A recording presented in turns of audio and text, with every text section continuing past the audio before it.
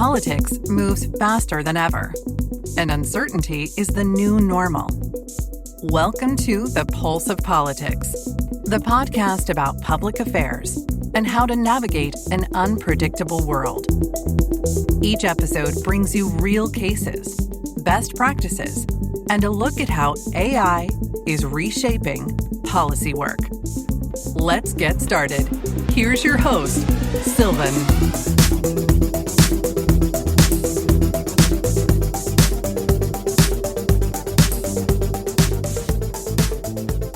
Stefan, a very welcome to the Pulse of Politics podcast. It's a pleasure and an honor to have you as a guest today. Thank you very much, Stefan. It's great to be here. Thank you. You are the managing partner and COO at Miller Consulting, one of the leading consultancies for strategy and lobbying in Germany, but also all across Europe. So we have plenty of things to talk about. Before we dive in there, you actually studied political science and international relations in Berlin and Beirut. What were your career goals coming out of university, I wonder? Actually, I always wanted to do something with politics, but I didn't know exactly what. So I used the studies to try out different things, to go abroad, study Middle Eastern studies, which was very interesting from a conflict resolution perspective. You know, the Middle East is still a place where a lot of warfare, tension, etc. is going on. But I always also looked towards the more national policy agendas. And in the end, I just ended up by accident at Miller Consulting because I just applied for an open job position and wanted to try that out. And in the end, I tried it out for a very long time, actually, still doing that. That's amazing. You said you always knew you wanted to do something with politics. Where does that desire come from? This genuine interest in politics? Is it your family background or what shaped you and your interest in politics? I guess it's a bit my family background. My parents both were diplomats, so they were always engaging in policy making, in bridging gaps, understanding different viewpoints. And from the very start, I tried to engage myself back in school. I was the representative of the students, and I always wanted to change things for the better. And I believe this is the nature of politics, discussion, compromise, change things for the better. And that keeps me engaged and keeps me, passionate for all these issues. And it's great to have the honor to do that also in your profession, something with politics. And yeah, I guess that's it. I love that. That's a very beautiful motivation to have. You said you joined Miller actually. It was around 2012 when you joined the company. Today, you are managing partner and COO at the firm. You've been with the same firm for over a decade by now. What kept you there? What sort of, stuck with you, with the company, with the people that you're still there at the very same firm? Yeah, I'm a bit of an outlier in consultancy. Some people are here for 2 years, some are for 5 years. For me, it's now the 13th year. I think it's going back to what I said towards politics, to be able to change and frame and shape what's happening at Miller Consulting.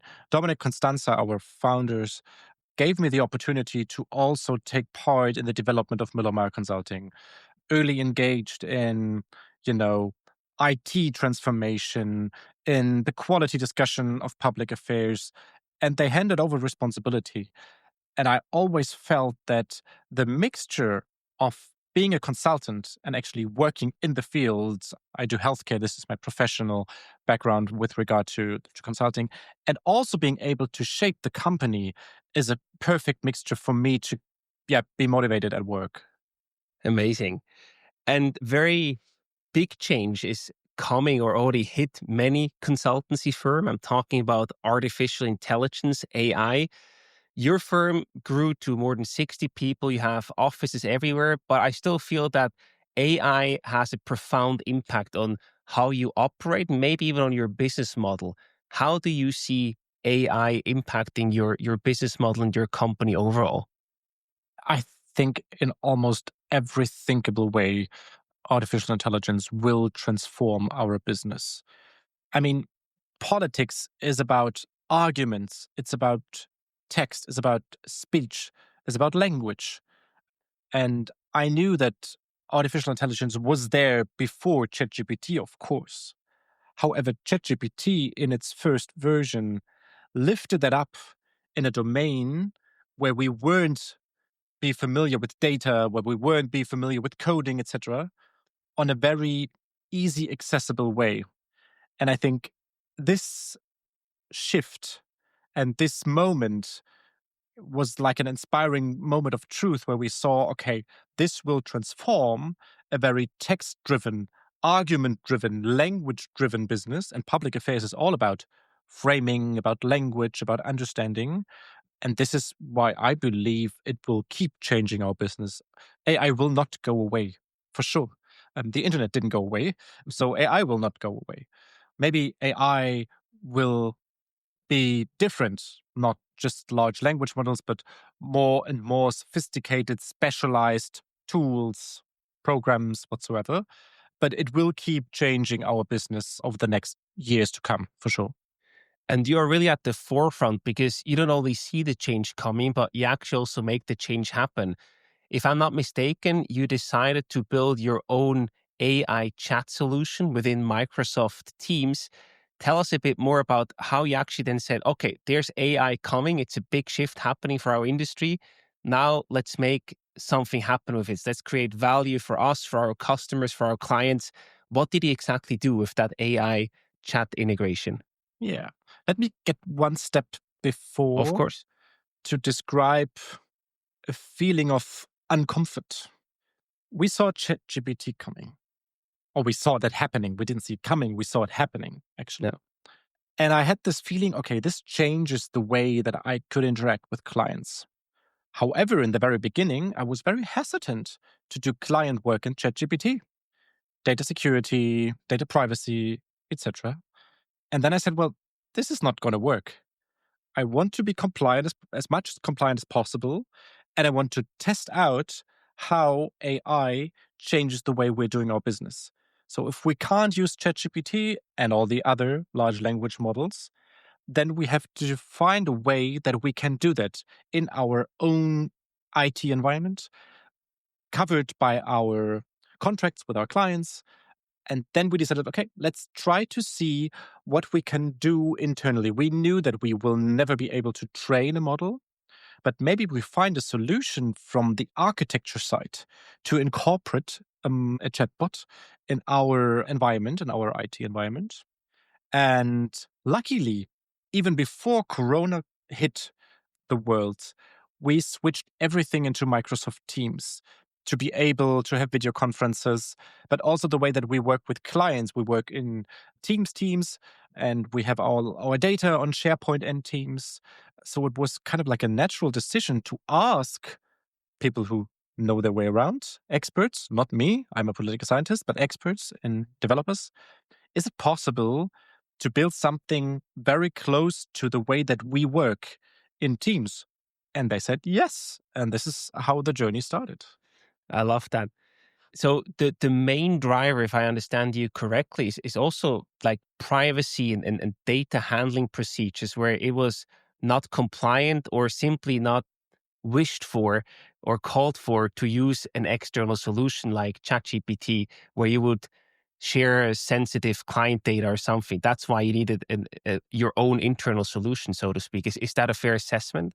That's a fair assessment. And very soon in the process, we figured when we build something our own, very close to our environment, but have it open on the other end, what I mean is an API to a large language model, then we are also flexible once something else, and which is not ChatGPT or which is not Claude or which is not Mistral, is on the market, we are able to adopt.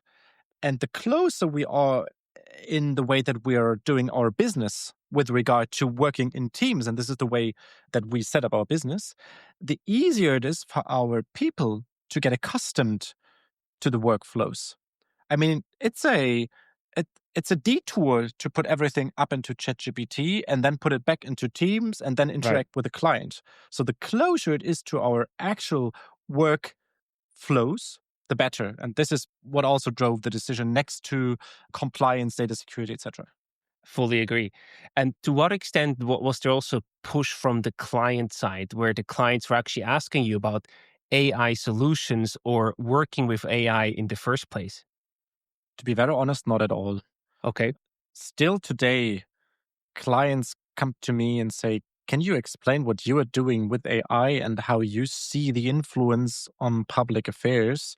Yeah. Not because we don't know or we don't want, but because our companies don't let us test that. And I believe that has a very clear reason.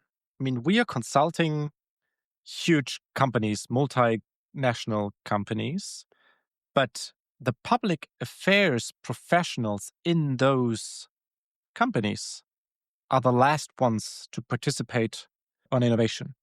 They're producing products, they have supply chain questions, maybe they have regulatory questions, whatever it is. This is much more relevant for their license to operate for their business model than public affairs. So the public affairs guys are the last ones getting access to the AI solution of the company. And this is why they ask me, well, how is it what you're doing? Can we participate in what you're doing? But there was never something like a client ask. However, today is much stronger in terms of, can we do a workshop? Can you set up a custom GPT for us because we would like to work also with our own infrastructure? This is happening much more often today than last year or the year before.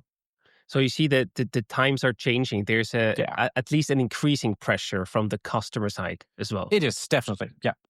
So let's take and pick your brain, basically. You said you worked with an external expert, basically, to make that happen. Can you walk us through that process? A, why it was the best to have an external support, basically, and B, how you set up your own chat environment and integrate it with Microsoft Teams. From the way we were set up, we are a boutique consultancy.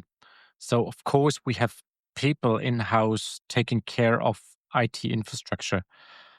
They are in no way developers. And we thought, in a second instance, that if AI is there to stay, and if it's challenging our way of working, our business model, our unique selling point, then we probably need external help to refine our business model and see what's unique, what's our domain of knowledge that we have to keep, and what can we substitute because it's not relevant 2 or 3 years from now. And this is why we decided that external input, together with the brightest minds that we have in our company, is maybe the best combination to set that up. And then we started, as we usually start our client relationships, with a workshop. And we sat together and we worked out what's our current business model and where do we see possible changes with regard to what's interfering with AI products, what's the need of the market. And then very soon we got into, okay, what could be use cases that really help lift our business in the way that the quality is getting better or the output is getting larger. And very soon we came up with, okay, we're working on Teams, as I said before. So we need something like a chatbot. And actually the people came and said, we're not just here for talking and for strategy. We're also here for doing things. And we had a meeting of we had 4 external experts. And all of a sudden, 2 of them in our first workshop left the room. And 2 hours later, they came back and set up the chatbot, not in Teams, but on Telegram because it was easier. We couldn't let them on our Teams infrastructure, but it worked. It took 2 hours for them with the knowledge that we have provided, some general information of our business model, and then they set it up. So we saw that it will work. It might take some time, but it worked. And then we took it from there and elaborated further different, use cases, etc. But that was basically the kickoff. Amazing. I love that. It's a very lean approach of testing it, validating it, and then you roll it out, basically. That's like really the best playbook. Can you Yeah. tell us a bit more about what tasks or in what way that this specific AI chat is helping you in your daily work? What does it improve for you and for your clients eventually? Well, it's improving the way that our consultants work. I mean, you know, we're talking in English, our business is in German. Oftentimes we have to translate very quickly between those languages. And of course, it's better to do that in house with our own chatbot than to go in paid accounts in different platforms or writing emails or reframing things. But what the chatbot is doing, and there comes the plus with regard to ChatGPT, is that we have developed a chatbot that looks like a team member. So if you interact in teams, you're not interact on a one-on-one basis, but on a one-on-n basis. So I can start prompting, get a reply from the chatbot, and then my team member can pick that up and rephrase it or refine the answer. And that really made a difference because we believe public affairs still is teamwork, different perspectives, different angles towards a problem. So this is why we also decided, okay, it has to be something very close to how the team is interacting. I love that because by using that specific chat, then you build an organizational memory, right? Yeah. So not only your team sort of has more access and becomes more powerful, but also if, a consultant or a team member at your client leaves the company, you would still have the chat history, so to speak, the knowledge that this person built up over time, and you don't lose that. And I think that's incredibly valuable for your clients. Yeah. And also in terms of onboardings, new team members joining the project, and you can just scroll through the threads and teams and see, okay, for the monitoring, my team member is prompting it this way. Yeah. Let's try it. Obviously, it works. So you ask in your previous question how it changed our work. Of course, I mean, compiling newsletters, yeah, scraping information, rephrasing is framing it, looking for the right angle for the client, all this. And we know that is done much more easy with the help of a large language model. And that, of course, is also what we are doing with our Teams agent. Perfect. And the large language model behind, is it at the moment mainly OpenAI with the similar model as ChatGPT, or do you also use others beyond OpenAI? We also use others because we have a special approach also developed by our partners, and it's called Orchestrator. So, Nice. with the way you prompt, pre-selects in the background the best language model to choose for this specific task. So there's not just one, but several models. As I said in the very beginning, we want to be very flexible to react to what's out on the market. And this way, this really helps us to not stick to to one model, but to be open. Amazing. That's the best approach because these models, they can change overnight and the best one can become much worse and vice versa. That's, the right way to do, I would say. Yeah. Where do you see the limitations of such a chatbot? Often when I talk to people, they say, well, with the chatbots, while we get some news in, for example, it's not like a proper news monitoring per se. Just one example. Where do you see limitations of a chatbot per se? If there are any, maybe it's also very scalable. Well, I think you have to think of the chatbot still as a tool that helps you get results quicker, maybe better, higher quality, less mistakes. However, the challenge in transformation is who is using this chatbot to produce a product. So it's rather how do I scale knowledge? How do I train newcomers in our business to be able to produce the same results with those being in consultancy for 5 or more years? And this is why we also decided that our chatbot is not able to produce documents. You can't prompt, put that in a Word file. We want our people to cut, copy, paste, even if that sounds a bit weird, because we want them to reflect on, is that really the right product for the client? Did I understand the task? Have I reviewed the text because we have a very robust AI guideline that says nothing leaves our company that hasn't been reviewed by at least one human in the loop. And by preventing our chatbot to produce a document, we guarantee that someone, human, did look at the product. So in the end, I think a chatbot is very powerful, but it's an additional tool.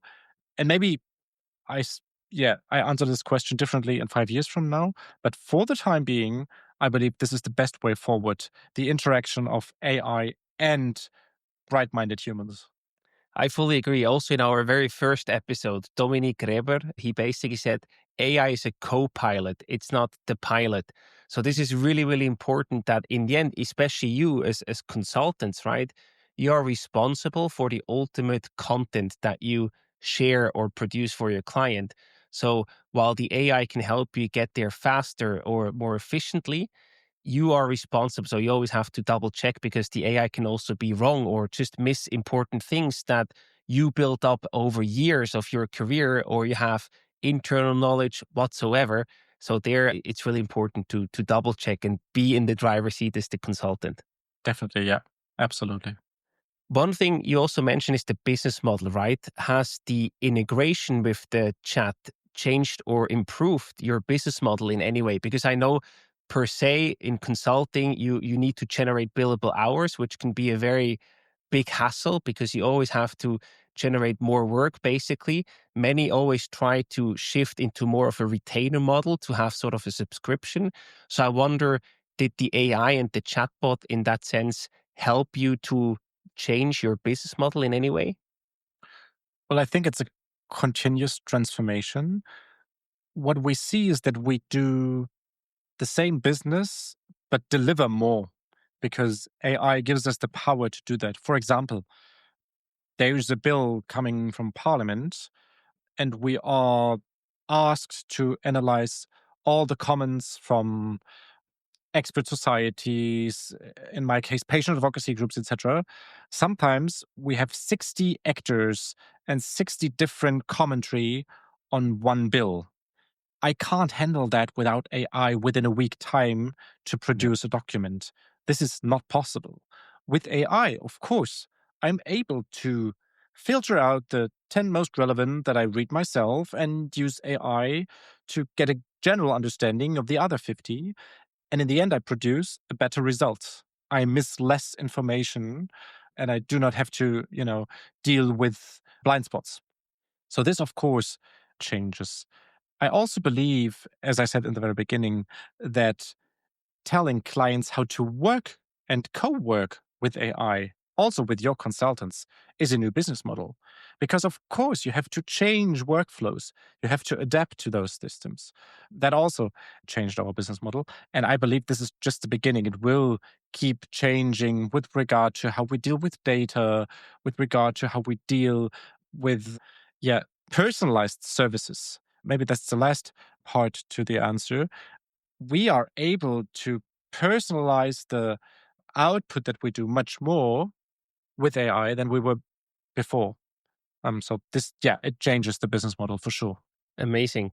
And it also sounds like AI really serves as a leverage for you. So you can get more done with the same input of time or even less time. And that is very promising because you said before it was simply impossible to read all 60 papers or comments, etc. Now you can focus and set the right focus with AI. And I wonder on the client side, does that also put pressure on you as a consultancy? Because when they expect you to do more with less time, they might want to come to you and say, well, now we want to pay less because you get more efficient or whatsoever. Do you see a pressure there or at least a conversation coming from clients where they say, well, why should I continue paying this fee if you can get more done in less time? I think we see two conversations coming up. One is the one that you just mentioned. Can I get that for half of the price because you use AI? And the others are asking, what can I get more for the same price because you're using AI? Right. Which, of course, is the better discussion for our business.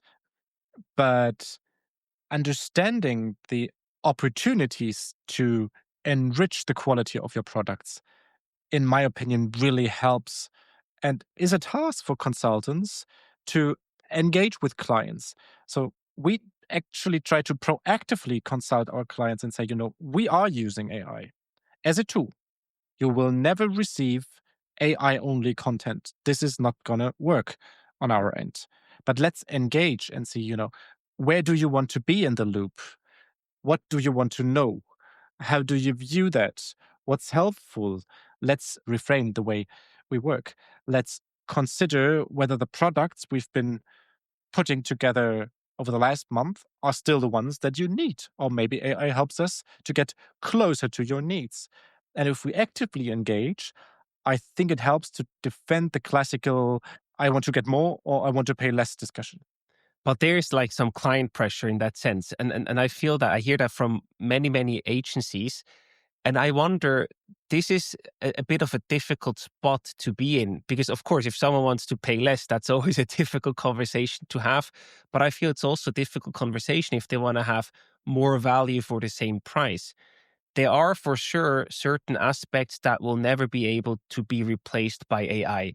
I think about your personal connections, for example, where you exactly know how to approach someone, or you build a year-long connection to someone that you now need to talk to. That is something that AI probably cannot really replace, right?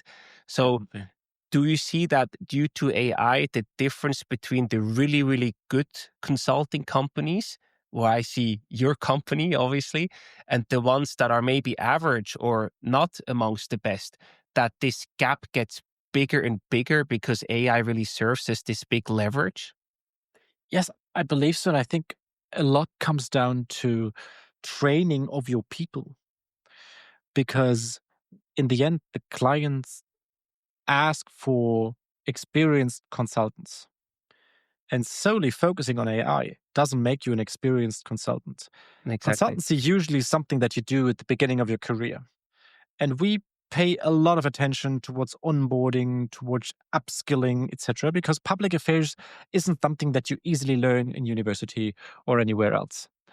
And I think that differentiates if you use AI and you use AI in a way that the resources you free up, you do not just spend on making more money, but you also spend on training people more, getting them engaged, giving them time to wander around the different forums and discussions and political debates in town that is also relevant for our business. Then you really scale and you probably change the value of what you offer because you're more experienced or you have a different understanding of what are the debates in a specific policy field than if you're just solely focusing on leveraging business with AI and not focusing on upskilling people. What I also see is that specifically those consultancies that have been in the market for a longer time. I myself have client relationships where I consult the fifth or sixth government affairs lead in a row. And I've been with a company much longer than all of their team members. So Crazy. this is, of course, historical knowledge that I can put to the table. I can say I've been there when your predecessor was there. And this is something AI can't because the data isn't there. And Yeah. back in the days, the data weren't accessible. So I think this is another value that we put to the table. So maybe we attract different people for a consultant career in the future, but that's okay. Now, I feel you touched up on two very important points because your experience is basically allowing you to have better judgment. And the AI can suggest you options, but you still need a good judgment to then decide which way you want to go. So I feel your experience, what you just described, that serves as better judgment. And then together with AI, that's even a bigger leverage. And the other additional leverage you mentioned are your own people, to train them, to help them build experience, and through that better judgment is another big leverage add. So I feel this is really sort of compounding at the very, very fast pace. That's Yeah. super fascinating. Yeah. You want to add something here? I was just thinking, I think the difference also is that we as a consultancy, given a future where everything is, or where AI is incorporated in every workflow, also have a leverage because we do that for pharmaceutical companies, for medtech companies, for big tech companies, for the chemistry industry, whatever. So we can pool the knowledge of all that and present a solution to our single client in whatever business field that they can't produce themselves. So I think this advantage of having the grand scale of public affairs being covered in our business also helps single clients in the future, may it be with AI or without. I mean, that was the business case even before AI. That No, might stay the business case with AI. 100%. That really plays from my perspective into your experience and through that with the judgment, that you have better judgment. That is so strong. I wonder, coming back to your chat bot or chat integration that you built, this was a project that you led, you sort of developed together with the partners we heard. And I wonder, I'm not sure if you are open to share that, but what is the investment to develop something like that? Well, you have to look at two parts of the equation. Let's start external. We are at a small six-digit number with regard to investment and a continuous investment with regard to subscription fees. And internally, we had one resource full-time, one FTE to, organize, transform, put everything into place for us at Miller Meyer Consulting so that the transformation works. And we see that even this one person is not enough, but we also need to engage different team members. So, next to the external investment, I believe we're also talking about a small six-digit number in terms of internal investment to put on top for a period of 2 years or so. Yeah, I think that's a very realistic view. Do you think that you can sort of generate the return on investment through additional revenue where you can upsell existing clients or sell them a subscription, for example, to your own solution that you've developed? We were not thinking of a subscription model yet, Oh, but we believe that we can scale the business, we can increase the output, and specifically in non-retainer service agreements. That also helps, of course, to get some return on invest. And we are in a position where certain projects, not all, but certain projects, are handled by less consultants than 2 or 3 years ago, which of course helps up frees resources and consultants can do more client relations. This is not able to be scaled to an endless position, of course. I right. mean, you can't handle 12, 10, whatever client relationships, but I think the return on invest already pays off if you have one or two more. Absolutely. Now, leaving the topic of AI, you also recently became the new president of the German Association of Political Consulting called DGPol in German. Yes. What are your top priorities in this new role and what impact do you hope to make on this new role, basically, on the profession? Sorry for being boring with the first answer, but we of Yeah, course also focus on AI of course. and how AI changes public affairs, as we've been discussing over the last 20 or 30 minutes. But next to that, of course, we're looking at, our businesses in general. We're looking at what does polarization, disinformation, what does extremist parties mean to the democracy, to the way that we are doing our business? What does that mean in terms of challenging our business model? What can we do responsibly to counterweigh, misinformation, etc.? All that is on top of our agenda at the DigiPool. I really admire how you tackle the new technological development. Just front up, you say there's a shift. We go there, we experiment, we build stuff, and I think it's wonderful to see that you now want to bring that mindset and your experience into the overall profession in Germany. I think that's really much needed, but also very well positioned with you and your experience. That's just Oh, amazing. well, thank you. Well, I guess this is what everyone wants to discuss and what everyone is feeling. Things are changing, but we're a bit uncertain on where is the change leading us. So why not join and discuss together? What are your experiences? What went wrong? I mean, this Yeah. really helps. What didn't work out, and what can I spare you in the future? Exactly. But I feel that the most important that you also bring to the table is that you actually execute. You go out there and you do things with the new technology, because many people are scared and they don't experiment, they don't play around with it. And I feel that is, if at least one of the, if not the most important thing to do, to then really build an experience and hopefully inspire others to go down the same route. That's what Definitely. I really like about what you're doing. Thank you very much. So, If we look at the next generation, we look a bit into the future here, would you encourage young graduates today, just finishing up with university, to pursue a career in public affairs? definitely.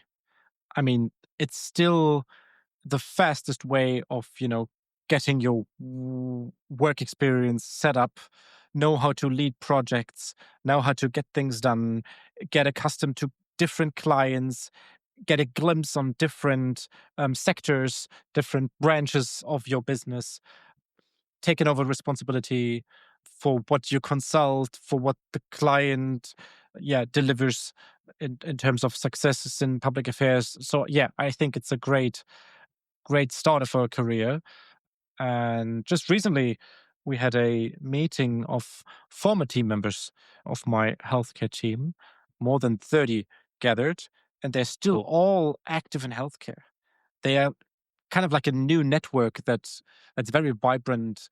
They're exchanging information, ideas, thoughts, even jobs. And I think for this, public affairs is still a great booster for your career. Yeah.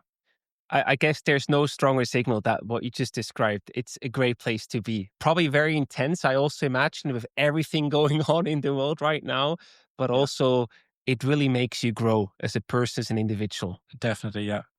So, Stefan, for the wrap up of this episode, I also have some rapid fire questions for you. I give you a short question or different options to choose from, and you have to answer in maximum one sentence. You ready? Yeah, I'm ready. Let's go. Berlin or Brussels? Berlin, if it would be in the Alps. Well, then you have to go down to Switzerland, right? Great.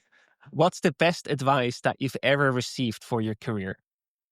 Do not say yes too quickly.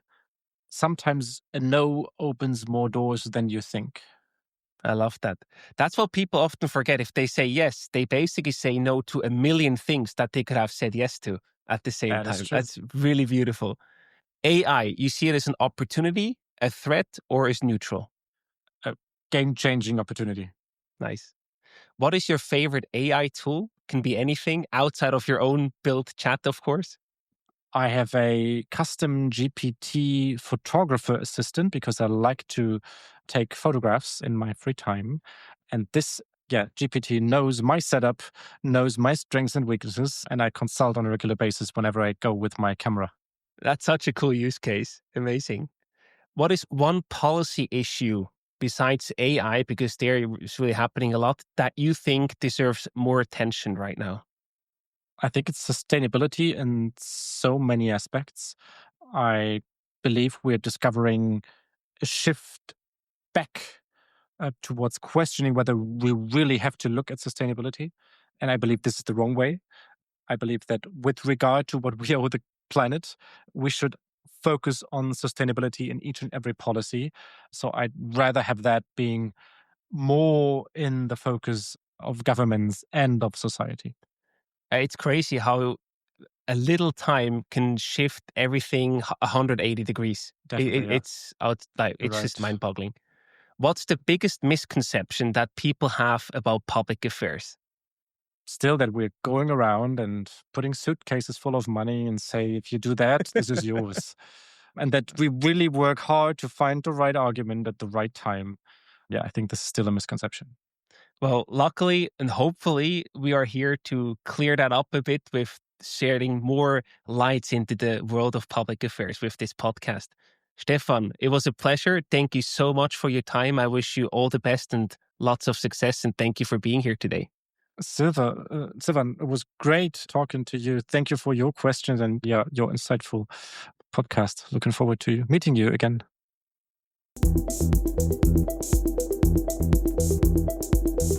You've been listening to The Pulse of Politics, a Delos podcast about navigating uncertainty in public affairs. For more insights, visit delosanalytica.com.